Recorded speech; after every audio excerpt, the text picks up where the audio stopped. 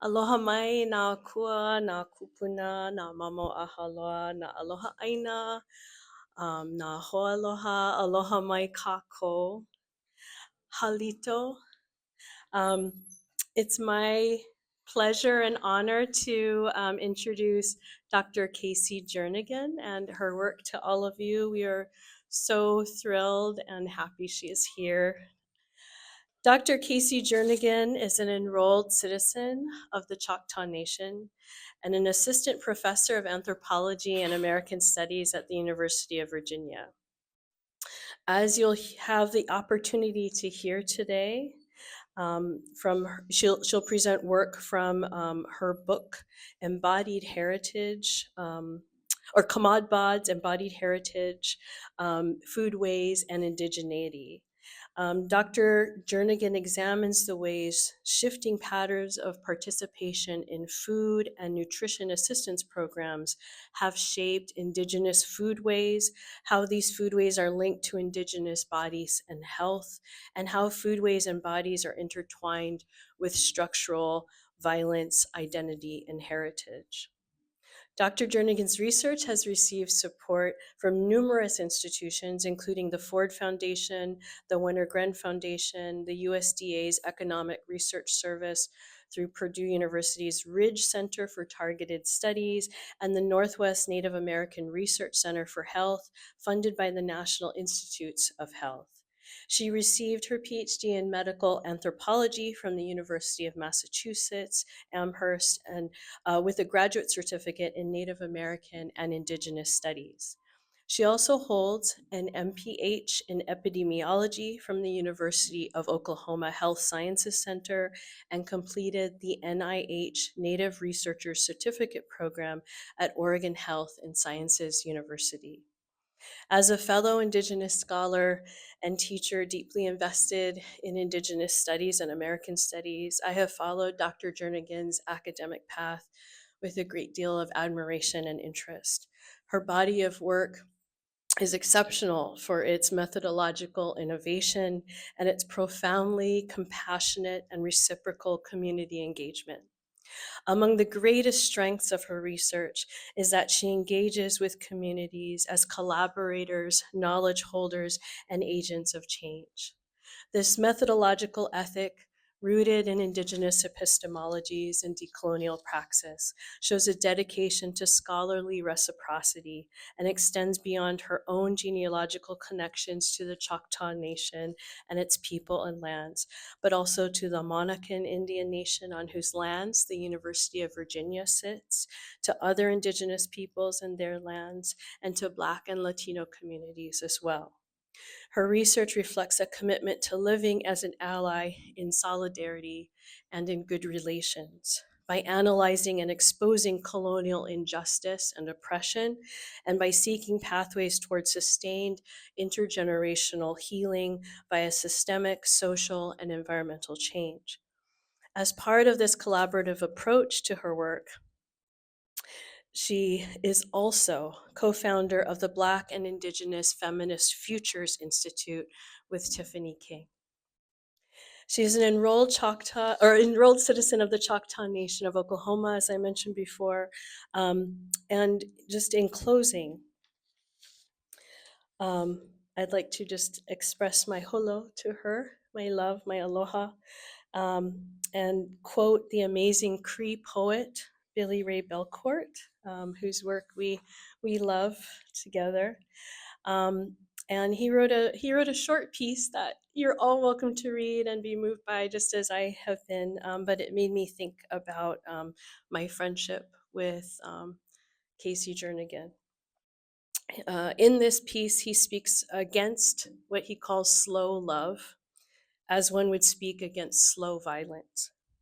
Writing in this piece, he calls on moving too fast or on decolonial speed. He says, I want forms of love in which lives quickly fold into each other, sometimes lopsidedly, but nonetheless gestating a something that could help us endure together. He talks about the ways in which, as Indigenous peoples, we might not have that time to spare with all of the fights and struggles that we have, and that when love comes to us, we must embrace it and go after it and feel it wholeheartedly with everything we have. So that came to me as I was working on my introduction for Dr. Jernigan.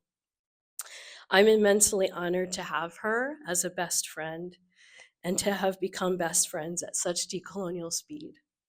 Everyone, please give your holo, your aloha to Dr. Kasey Jernigan.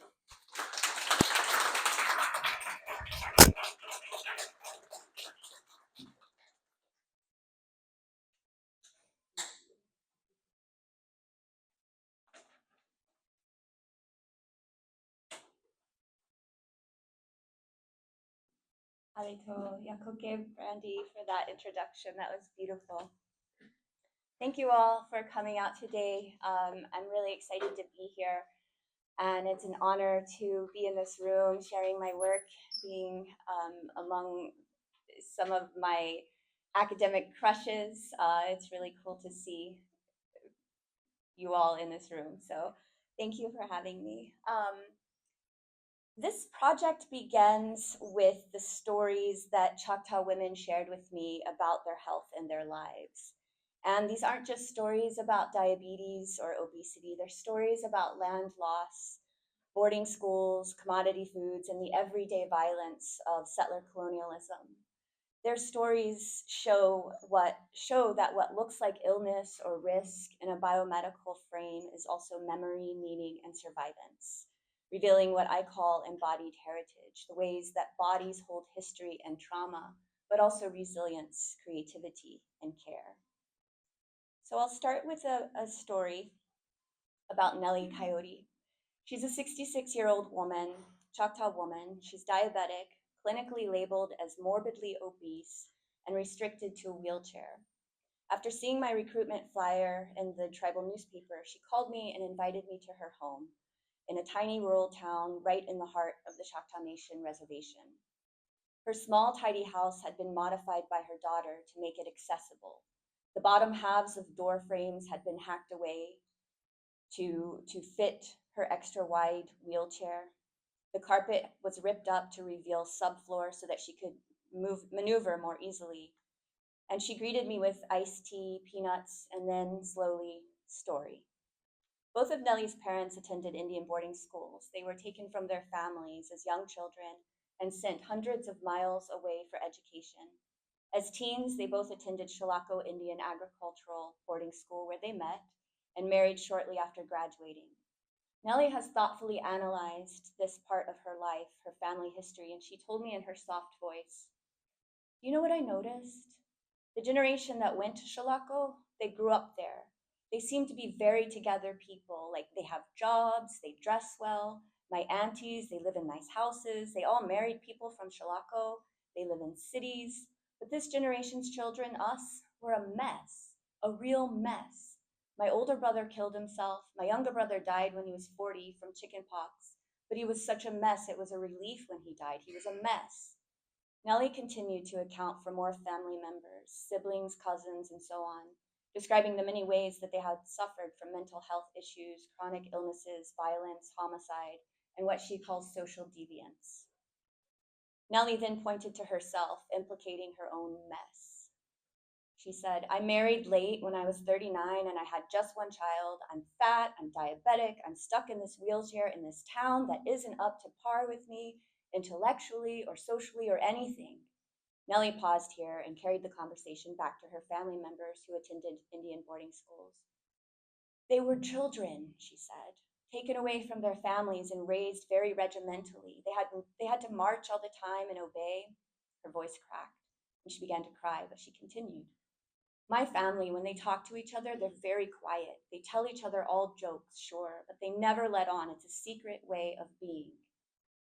Describing her family, her parents' generation, Nellie called it a secret way of being. And although they appeared to be very together, marked by signifiers of assimilation like employment, heteronormative marriage, urban lifestyles, and so on, they were in fact not very together people. Their secret way of being, of never letting on, of suppressing their Indianness, unraveled and became visible, as Nellie identified, in subsequent generations. Nellie puts words to what scholar Billy Ray Belcourt names an exhausted existence of indigeneity, the miserable feeling of not properly being of this world. In this talk, I offer a narrative window into how Choctaw women in southeastern Oklahoma understand obesity and diabetes not as individual failings, but as embodied effects of intergenerational disenfranchisement, material and cultural dispossession, and shaken epistemologies. These women mobilize historical trauma as public narrative to make sense of the present. This is a living interpretive practice, a practice which I argue is an Indigenous critique of settler time and a political refusal in the face of ongoing everyday violence, and at the same time offers an analytic, an embodied heritage framework, reading bodies as archives of policy, experiences, place, and meaning. And I began this research with personal interests in how contemporary health outcomes are linked to historical trauma. My grandmothers also attended Shalako boarding school, where they endured the violence of assimilation and separation, and the reverberations from their experiences, and even the experiences of their grandmothers, continue to shape our lives, with diabetes, alcoholism, and premature death seeming to be an almost expected part of life. So my family history shaped my interest in an anthropological understanding of historical trauma, and my positionality as a Choctaw researcher scholar really shaped how this project came to be. So from the start, the research was rooted in community engagement and participatory methods, all guided by one simple but open question. What health issues matter the most to you and your families and your communities? And across settings, so on the reservation and in the cities like Tulsa and Oklahoma City, the same concern surfaced again and again. People spoke about obesity and diabetes and related conditions, so like heart disease, hypertension, and so on. But the focus on obesity and diabetes, it emerged not just because people had been told repeatedly that being fat is dangerous, but because women, speaking from lived realities that are grounded in caring for relatives on dialysis, watching loved ones lose limbs to complications from diabetes, or managing their own health crises, they named something more. They said that fat bodies had come to mark Indianness. Obesity signifies a type of social connectedness with other Indians, and thinness is read as whiteness. So it would be really easy to dismiss these women as simply fat, as unhealthy, poor, victims, or whatever.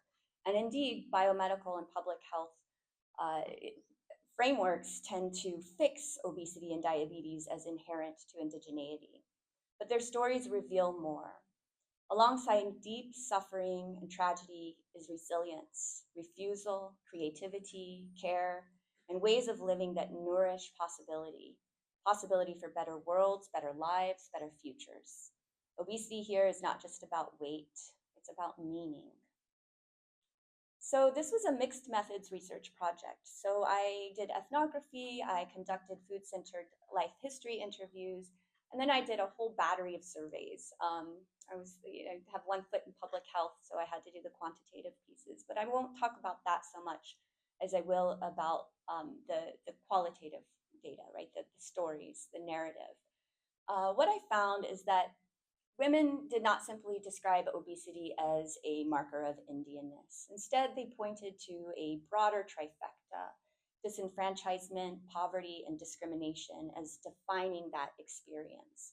Obesity, they explained, is the physical manifestation of these conditions, shaped by poor food environments, reliance on government commodity foods, and the loss of land, language, stories, and cultural practices. There's even a name for it: Commod Bod.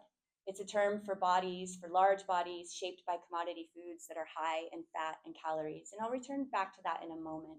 But first, I want to sort of situate this project with a very brief overview of the historical context of the Choctaw Nation. Choctaws, like other Indigenous peoples, share a long history of colonization, displacement, land alienation, and loss of food sovereignty, as well as material and cultural dispossession. The first tribe to be forcibly removed during Indian removal, Choctaws relocated from Mississippi to what is today Oklahoma during the Trail of Tears, and survived this profound upheaval with government-supplied rations. They resettled on nearly 7 million acres of a tribal estate in Indian Territory and subsisted mainly on farming, hunting, animal husbandry, food gathering, and fishing. Initially, they were exempt from the Dawes Act, but soon the Choctaw Nation, Choctaw people were hit by the Curtis Act of 1898, which imposed allotment ultimately. And that ended tribal courts, eroded communal landholding, and coupled with illegal intrusions and encroachment by settlers, and then the 1908 Restriction Act spurred even more dispossession, right? Really opening the doors for massive land sales to outsiders, so that by the 1950s, that original almost 7 million acre estate had been reduced down to 11,000 acres, and that in small scattered plots of land. So as land disappeared, so did subsistence. By the mid-20th century, Choctaws had shifted from farming and subsistence to wage labor and military service and so on. And this wasn't just economic change, it really altered independence and reshaped foodways. Today, the Choctaw Nation Reservation is home to some of the poorest communities in the US, with some of the highest rates of food insecurity in the country.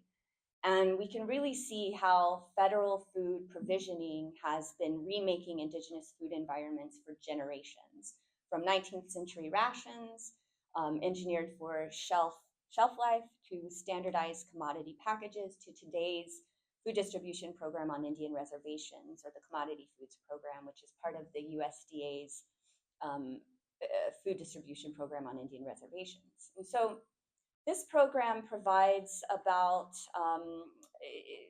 it services about 100,000 people in about 275 tribes, offering monthly food packages. The Choctaw Nation is one of those, and the program itself began in the 1960s in response to widespread poverty and hunger. And then by the 1970s, most Indian communities were consuming primarily government commodities. And this pattern largely continues today, with about 60% of reservation Indians and 20% of urban Indians still relying on commodity foods for their main food source. And these were intended to be supplementary food, right? But now we see it's become a primary food source. And it's also clear there are really stark similarities between the foods that are offered today in the Commodity Foods Program with the old rations that were given out during Indian removal. So again, the foods are shelf stable. They're heavily preserved. They're often low in nutritional value. They include canned meats, beans, vegetables, powdered eggs and milk, cereal, flour, processed cheese, oil, and some pastas. But these today they do offer fresh fruits and vegetables and some frozen meats, but these foods still come from federal surplus and travel long distance.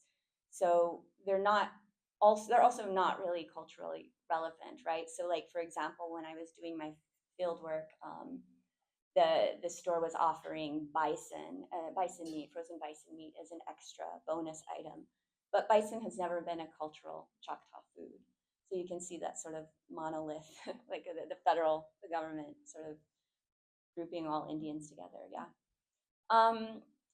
Women specifically, in my conversations with them, they specifically tied Commod Bods, obesity, to colonial histories of dispossession and loss of food sovereignty, really invoking shared experiences of injustice that continue to shape identity today. And when I use the term identity, I want to emphasize identity here is less about the sort of solitary self and more about the collective narrative. It's a way of being, knowing, and relating that is carried forward through our connections with each other and with the living world around us. So for Choctaws, this decline of traditional foodways, it's not read as cultural extinction, but as a part of a lived history that informs what it means to be native today. And Commod Bods, though often used with humor, creatively connect bodies, poverty, food insecurity, and loss of sovereignty with the material culture of commodities, really making visible the persistence of colonial histories and contemporary forms of violence in the everyday life. And this matters because obesity and diabetes are really big problems in the Choctaw Nation and across Indian country more generally. And in response, public health and tribal programs often reach for heritage as a fix, right? Calling on traditional foods or language or cultural practices as a way to sort of repair. And that helps, that works. But what happens is health and heritage are not opposites, right? They make each other. To call on heritage as an antidote is to call on the whole inheritance, right? The long histories of violence, colonization, and relocation, and the healthy forms of heritage that persist and keep persisting as well. So we can't discard the ugly parts. They produce the survivals that we celebrate, and those survivals here save Choctaws because they live in everyday practices like cooking, right? Like sharing commodities, caring for children, joking about your Commod Bod. And this is hard to see within heritage discourses, which prize tidy objects and sites, which treat heritage as fragile and finite, and measures authenticity against settler standards. So by that lens, dispossession, broken food chains, language loss don't register as heritage. Yet Choctaw people continually repurpose these histories. Food is one arena. Commodity foods, altered foodways, and even large bodies become ways of stitching past and present, of marking indigeneity within externally policed expectations. So in this frame, Commod Bods don't just index illness, they carry meanings about land, about policy, about survival and belonging. So put plainly, Choctaw Health is co-produced with Choctaw Heritage, and any intervention that invokes heritage must honor both the harms that shaped it and the everyday practice, the care, the humor, the reciprocity through which people keep each other alive. So my work begins from the recognition that how people remember and narrate the past directly shapes health in the present. And my research weaves methods and theory from four fields, from Indigenous studies, which really grounds the work in sovereignty and place and ways of being. I pull from critical biocultural and medical anthropology, which shows how political economic inequality gets under the skin, yeah? And then historical trauma research, which traces the intergenerational effects of collective loss and dispossession. And then finally, heritage studies, which explains how memory and meaning shape daily practices and belonging. And so this framework, hopefully, I argue, lets us move past the biology versus culture binary to really examine how inequality, discrimination, and poverty in the past and the present are remembered and made meaningful, shaping collective memory, lived experience, and both individual and group identity.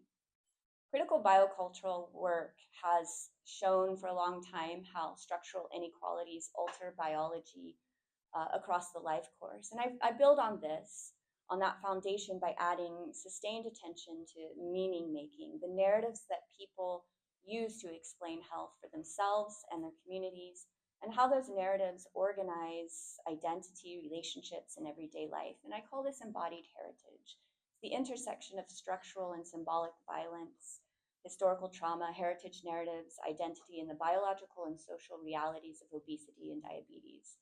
And it really foregrounds how health and illness are lived, storied, and shared in community. And again, heritage here is a process. It's not a static thing, it's active remembering. It happens at kitchen tables. It happens in when we share our foods, and jokes about Commod Bods, and recipes passed down or adapted. That anchors identity and makes present experience intelligible. Identity, as Kim Tallbear reminds us, is relational. It's not a fixed personal trait. It emerges through networks of connection to kin, community, land, and more than human relations. And so the women's stories were rarely only about the self. They were about care. They were about obligation, violence and survival, and the creativity of making community. So ultimately, embodied heritage insists that obesity, diabetes, and related conditions are not isolated individual problems. They are products of an ongoing settler colonial history that continues to shape health. while communities actively make meaning in response. So put simply, health is never just biology. It depends on the social and the economic, the historical, cultural, and the political positioning, and on the shared narratives through which embodied life is understood and lived. I'm going to turn to another woman that shared her stories with me, Sammy. She was a 53-year-old woman I met after she saw my flyer at the commodity foods distribution store. And she had hitched a ride with the tribal van, which only runs for medical visits or to help to give rides to folks to pick up commodity foods. And then she walked 2 miles to the library where we had decided to meet. She was out of breath. Before she even sat down, she started right in. She said to me, I do get commodities, and for the most part, they're really good. But in a lot of ways, they're just continuing to poison us like they have been doing for hundreds of years now, as far as I'm concerned. We do get some really good things, some fresh fruits and vegetables now that we didn't used to. We get good meat, but the other things, oof, so many of us are diabetic, obese, sick. Sammy paused here and she looked up at the ceiling and continued. You know that saying, you don't know what you don't know? Well, we know what we don't know. It's been a very long process of alienating us from our culture. Back when the Dawes rolls came about, the deal was you sign here, we give you some of the land that used to belong to you to start with, but you got to break up your tribal ways. You got to split up in separate households and live like white folks do. And when you strip those kinds of things away from people, when you start separating us, and now here we are out in these places, out in the middle of nowhere with insufficient housing, insufficient water, insufficient sewage, insufficient food. Not that we don't get enough food, but the kind of food we're given to make do with is completely against hell. When all these things happen, people don't know how to be who they're supposed to be. We don't know the stories we're supposed to know. We don't have the traditional teachings we're supposed to have. And then we begin to lose respect for ourselves. There doesn't seem to be any point in much of anything else. It's like the white man said, you're an Indian, but you can't do this, you can't be this, you can't speak that. So many of us are diabetic. Almost every Native I know is diabetic. High blood pressure, obesity, alcoholism, all brought on by loss of our culture. I see in myself some of my dad's ways. He used to call it, you just go Indian. You just shut down. Quiet, just go Indian. At this point, tears rolled down Sammy's cheek. She let them fall, refusing to wipe them away. What Nellie earlier had called a secret way of being, invoking that exhausted existence of indigeneity, Sammy described as going Indian, shutting down in order to survive. As Billy Ray Belcourt reminds us, these are the conditions under which life is haphazardly improvised, where you are constantly forced to make do, creating both physical fragility and intellectual fatigue. What I want to argue here again is that obesity and diabetes are not best understood as individual risk factors or personal failings. They are embodied archives of history, dispossession, and survivance, embodied heritage. For many of the women that I spoke with, historical trauma was not something that was distant or abstract. It was alive in the present. It was triggered by felt forms of contemporary violences. Sherry, another woman I spoke with, she's a renowned maker of the traditional Choctaw dresses. She told me that she avoids reading about the Trail of Tears or participating in any conversations about it because it makes her physically ill. She wept as she explained, I know it's in the past, but they don't leave it alone. It comes up all the time. Nellie described her own mother crying in such pain over those stories about the Trail of Tears. As a child, she believed her mother had actually walked the Trail of Tears herself. These moments show how grief and loss are carried forward in the body, living evidence that time does not erase trauma, but binds it to the present, a collective narrative of trauma and survivance, alive in their stories, memories, and flesh. And their stories, weaving past, present, and future together, show how settler violence becomes, as Mark Rifkin puts it, an intimate part of Indigenous temporalities.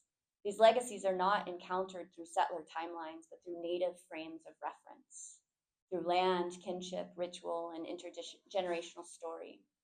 Embodied heritage, then, is both a way to explain how the past shapes present health and an expression of Indigenous temporalities that resist linear time. For these women, misery and health are inseparable, both understood as part of what it means to be Indian. Their stories reflect how social, political, and economic marginalization becomes embodied in individuals, but felt collectively across communities. Obesity appears in their narratives not at the center, but as one strand intertwined with poverty, discrimination, and survival. And their accounts also reveal heterotemporality, multiple ways of experiencing time. The past and the present fold together, creating new recollections for the future, reshaping collective memory and public narrative. As Mark Rifkin reminds us, the ways that we inhabit time shape how the past moves into the present and the future. So this orientation is not only about suffering, it also reveals resilience. By situating their own experiences within historical trauma and everyday violence, these women resist being cast as mere victims. Instead, they use historical trauma as a political act against erasure, calling out the hidden machinery of structural violence. And in doing so, they shift attention away from blaming individual behavior and toward understanding obesity and related conditions as part of the ongoing structure of settler colonialism. Indigenous women have been making these analyses for a very long time, even as public health only recently began to catch up. So although my interviews took place before the pandemic, COVID-19 made painfully clear that the very dynamics these women were already naming, the conditions they tied to obesity and diabetes, so poverty, food insecurity, historical trauma, became starkly visible during the pandemic when Native peoples were again disproportionately affected. In the Choctaw Nation and across Indian country in general, there were and continue to be substantially greater rates of COVID mortality among Indians, with deaths credited to, of course, the high prevalence of obesity. So COVID continues to have a discursive grip on some bodies more than others, and the numbers are staggering. For the first time in over a century, life expectancy in the US dropped. But for Native peoples, it dropped by as much as 6.5 years, more than double the decline for white America. In 2020 alone, Native life expectancy fell by 4 years. And this is huge. Biostatisticians and health demographers are accustomed to measuring life expectancy changes in increments of months, not years. Even small declines in life expectancy, such as 1/10 or 2/10 of a year, indicate that on a population level, there's a lot more people prematurely dying than is normal. So these years lost in life expectancy signal a huge and historic impact on the population. Indigenous peoples were nearly 3 times more likely to be hospitalized and more than twice as likely to die of COVID. The case rate was 50% higher, and these figures are almost certainly worse given the misclassification of Native deaths, right? You can be born Native but die white. Settler colonialism's final sleight of hand, yeah? The statistics don't capture this felt experience though, right? Families losing loved ones in the double digits, aunties, uncles, grandparents, sisters, brothers, mothers, fathers, children. You get the picture. Burial grounds full, funerals multiple times a day, family members saying goodbye from inside their cars, funeral rites left undone, spirits prevented from journeying home. With each death comes loss of language, knowledge, and ways of being, of becoming dispossessed. Federal researchers were slow to grasp the disaster, explaining it away with pre-existing conditions. So obesity, diabetes, alcoholism, liver disease, overdose, respiratory illness. But when a people are hailed as sick again and again, it is indigeneity itself that becomes framed as pathogenic. Fat bodies in particular are cast as risk factors, rendered willfully deviant, as Marjorie Fee argues, as if they deserve their misfortune. So this is where Commod Bods come in. They're not just risk factors for COVID. Commod Bods are the embodied consequences of biocultural trauma, inseparable from indigeneity's racialized terrain. Commod Bods, COVID Bods, these identities are shaped by histories of structural violence, and are situated within the biocultural where disease and racialization intersect.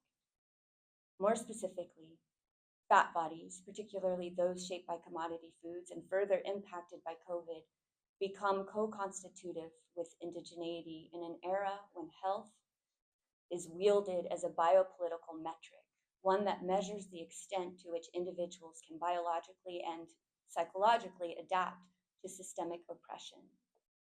In this framing, COVID deaths are written off as a biological tragedy waiting to happen, the predictable self-destruction of an already sick population, rather than what they truly are, the corporeal haunting of empire, civilization, and progress.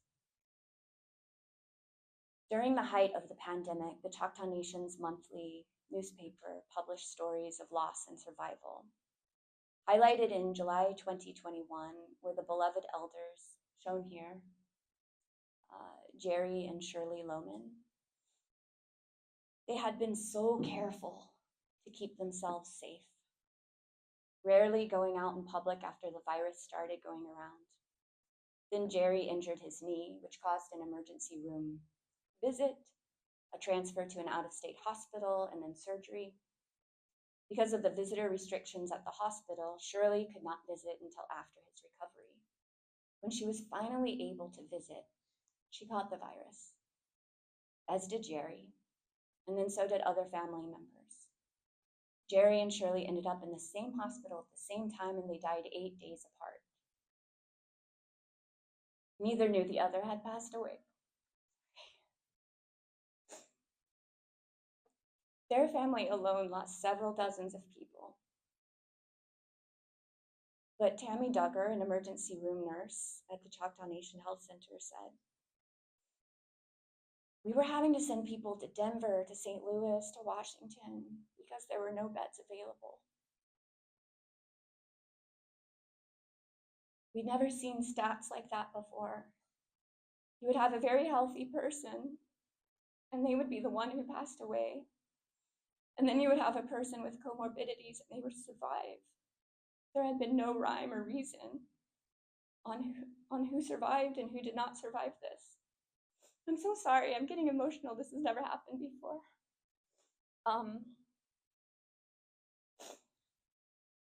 So what if we pause for a moment on Tammy's reflection, this ER nurse? She said, "Sometimes seemingly healthy people die while those with multiple comorbidities survive.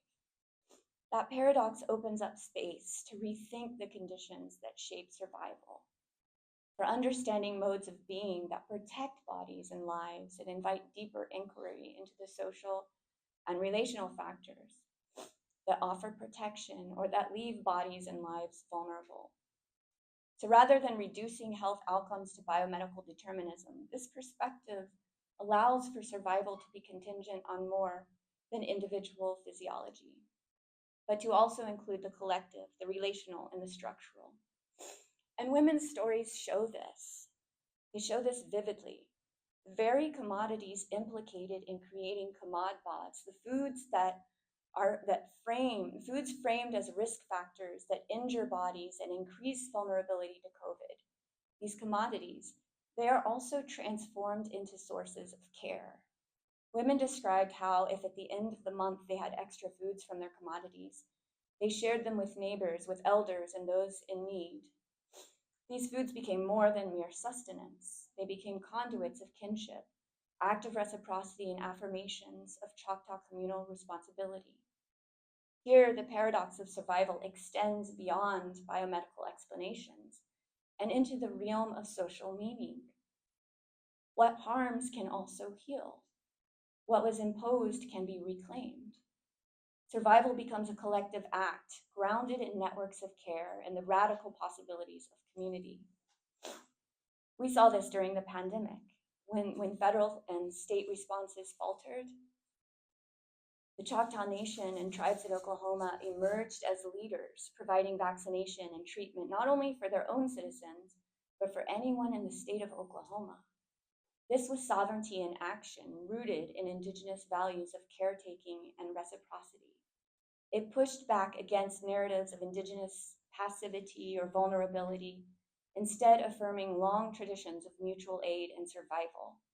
And this also challenges the idea that Commod Bods or COVID Bods represent inevitable fates. These are not terminal prognoses.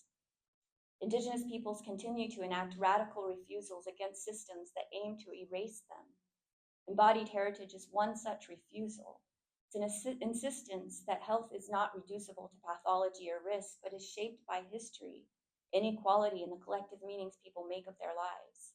What looks like risk is also record. What looks like pathology is also meaning.